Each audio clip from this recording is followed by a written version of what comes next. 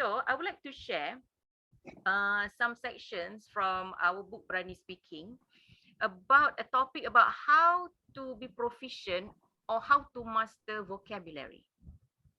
Okay, now we need to understand that Malaysia or the Malaysian system now is following a certain standard when they teach English at school. Unlike teaching Bahasa Melayu. For English, are you familiar with the framework that Malaysian schools are using now, which is called CEFR? No. Okay. English teachers in Malaysia are using this framework. CEFR is a short form for Common European Framework of Reference. Common European Framework of Reference. Ada satu kerangka that that we refer to when we talk about English teaching and learning. When we talk about common framework, it means that wherever you go in the world, if that country follows the same standard, then if I say, okay, my English level is B2, then everyone will understand what B2 level means. If I go to Mexico and they ask me, so what's your English level? And I say B2. Okay, then you go to B2 class. It's a standard that is applicable to countries who use this, not only for English, but for any language, other languages too. Okay, now, so this would be the levels. There are 6 levels in CEFR, yeah? Beginning with A1 and A2. And then intermediate, B1 and B2. For advanced, C1 and C2. Right. So A1 and A2, starter and elementary, basically this would be, if in Malaysia now, what they plan, the moving forward plan is, Tadika would be A1. Sekolah rendah would be A2. And then when they go to early secondary, it would be B1. Form 4, 5, 6 would be B2.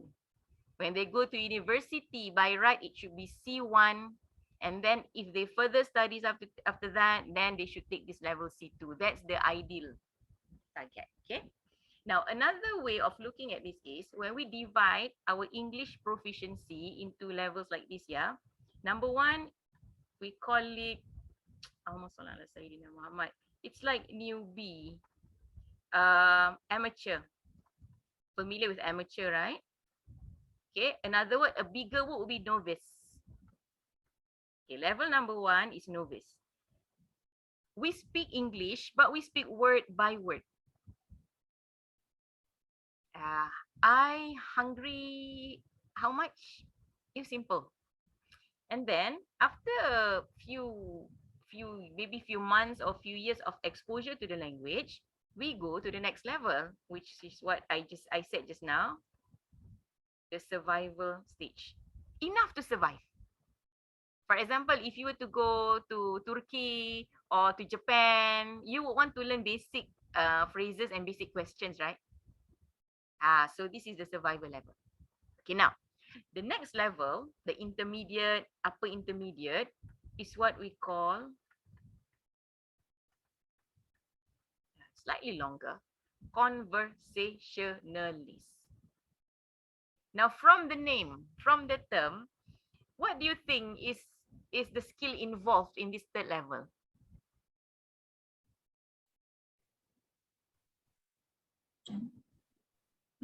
You are using the English commonly, daily.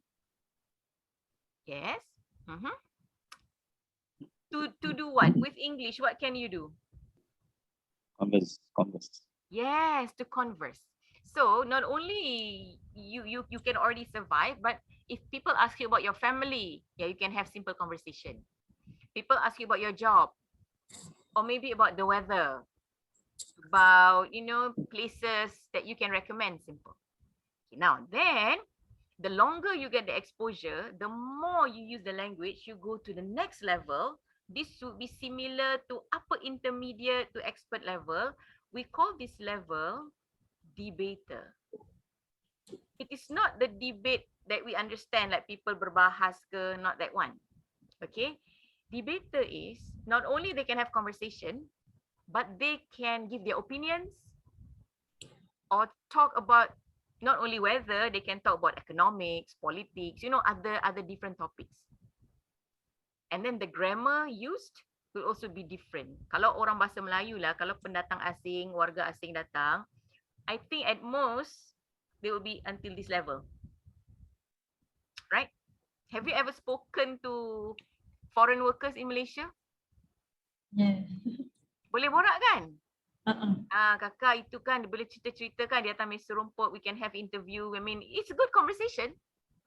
But will they be using simpulan bahasa? No. Kakak, ibarat api dalam sekam. Saya rasa. What? They don't do that. Same like us.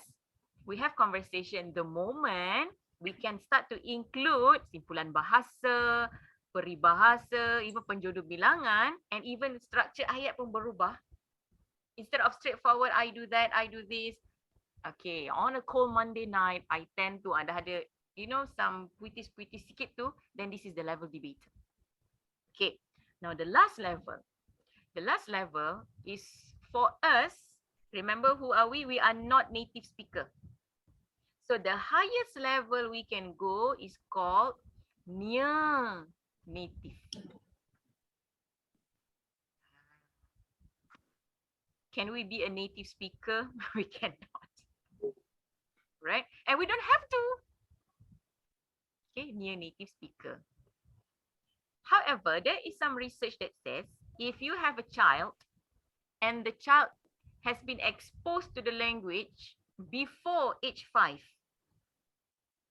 that child can be considered a native speaker of that language. Right? Okay, now, looking at these steps 1, 2, 3, 4, 5, where would you put yourself now? Novice, survivor, conversationalist, debater, near native? I think I go to, I choose conversationalist. Right? Farah and Nazira? I think mine is conversationalist too. Me too, conversationalist. All right. Okay, now.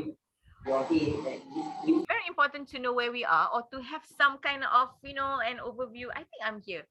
Now, the next question is, where would you like to go next?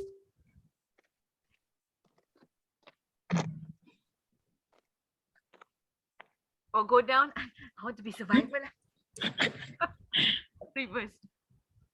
Surely lah, we want to improve our language. We want to improve our conversation.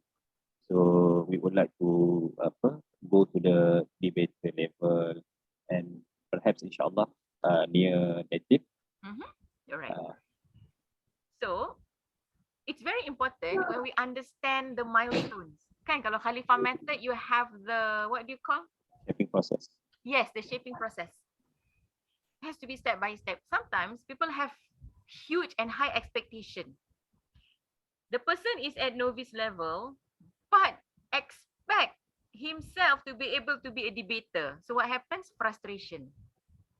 So step by step, and this is language, right? Language, it takes time. There is an art and science to it. Okay, now, being here is good enough because the aim is to speak, to communicate. When you are in this level, it helps more in writing, in presentation, and when you want to start, public speaking and stuff like that. Okay, now, so now let's look at being a conversationalist. Yeah.